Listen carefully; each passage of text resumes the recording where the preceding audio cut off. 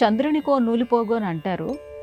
బట్టకి చంద్రుడికి ఉన్నటువంటి సంబంధం ఏమిటి? నేను తరచూ చెప్తూ ఉంటాను, మన తెలుగువాడికి జై, మన తెలుగు భాషకి జై, మన తెలుగు సంస్కృతికి జై.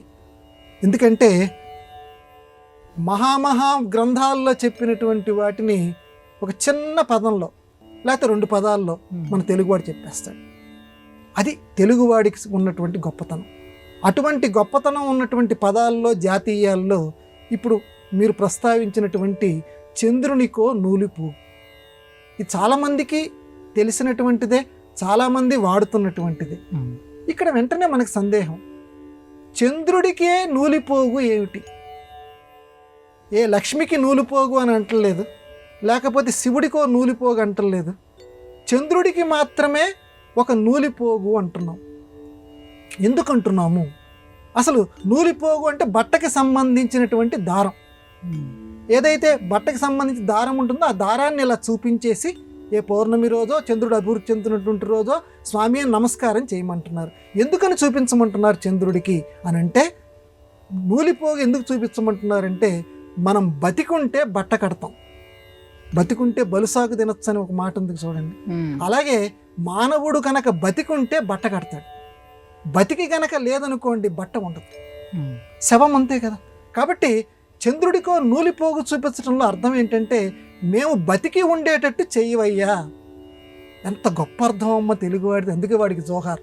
మేము మాకు చావు అనేది రానియకుండా చేసి ఉన్నంతకాలం కూడా చక్కగా మేము అన్న వస్త్రాలకి లోటు లేకుండా మాకు కలిగించు. కాబట్టి బతికుంటే బట్ట కడతాం, కాబట్టి మమ్మల్ని బతికించేటట్టు చూడు, నలుగురిలో కూడా మేము హాస్యాల పాలు కాకుండా ఉన్నతంగా జీవించేటట్లు, చక్కటి బట్ట కట్టుకునేటట్లు మమ్మల్ని చేయి, కాబట్టి మమ్మల్ని బతికించు అని చంద్రుడికి ఒక నూలిపోగు ఇమ్మన్నారు. మరి చంద్రుడికే ఎందుకు ఇవ్వాలి? మళ్ళీ ఇక్కడ రెండో ప్రశ్న మనకి. బాగుంది నాయన, చంద్రుడికో నూలిపోగు అంటే బట్ట కట్టడం కోసం, బతికి ఉండటం కోసం చంద్రుడి కోసం అన్నాం. మరి చంద్రుడికే ఎందుకు ఇస్తున్నామంటే, చంద్రుడు మనఃకారకుడు. ఇది మన ఉపనిషత్తు చెప్తోంది. మనఃకారకుడు అంటే మనస్సుని ప్రశాంతంగా ఉంచేటువంటి దేవుడు. అంటే చంద్ర రూపంలో, అందుకే ఆయన నెత్తి మీద పెట్టుకున్నాడు.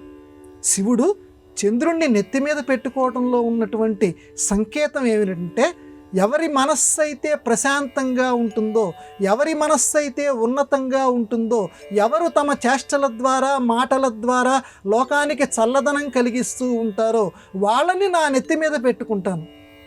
శివుడు చెప్పినటువంటి గొప్ప సంకేతం. అంటే లోకంలో మంచితనాన్ని నేను గౌరవిస్తాను, మంచితనానికి నేను చాలా విలువిస్తాను. కాబట్టి మంచితనానికి ఒక నూలిపోగు.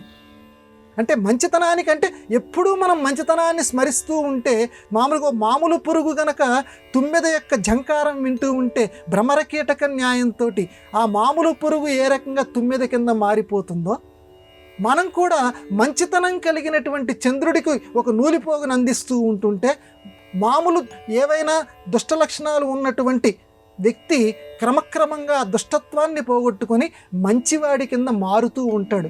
దుష్టత్వం మొత్తం వాడికి వదిలిపోతుంటుంది. అందుకని చంద్రుడికో నూలిపోగు. మొట్టమొదట మనస్సు మంచితనం అంటే, మొత్తం అంతా కూడా వాడు మంచివాడిగా మారతాడు. కాబట్టి చంద్రుడికి మాత్రమే నూలిపోగునిమ్మన్నారు. కాబట్టి ఈ 2 అర్థాలు చంద్రుడికో నూలిపోగు అనేటువంటి పదంలో ఉన్నాయి.